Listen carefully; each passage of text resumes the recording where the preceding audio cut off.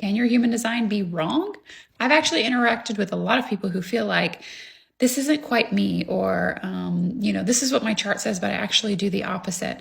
And what I would say, first of all, how sure are you of your birth time? Because the birth time down to the minute is really quite a big deal in human design and astrology as well. So if you don't know your exact birth time and you're just kind of going based on the hour or the half hour, then I wouldn't get too far in the details of human design until you have an exact and accurate birth time. Second of all, human design is an experiment, okay?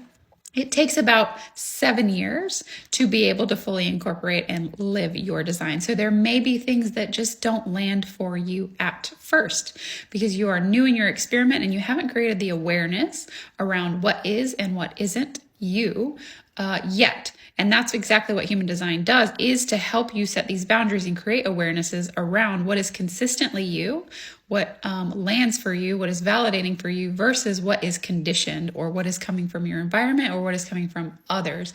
So if you feel like your human design isn't quite you, what I always suggest is focus on strategy and authority first and foremost. If you are sure about your birth info and your strategy and authority shows up in your specific chart, that is where I would go.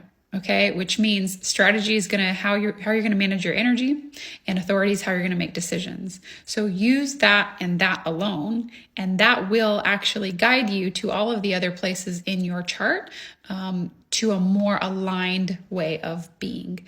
You can pull your chart for free anytime by going on my website. All of the chart properties are going to be linked to free video explanations, and my website is the same as my handle. It's the Feel Good Expert. Go there, get the basics, right? Just get the foundational knowledge and let it exist. You don't have to force anything. You don't have to do anything, right? So you don't have to look at your digestion and say, oh, this is how I have to eat now. That's not how it works.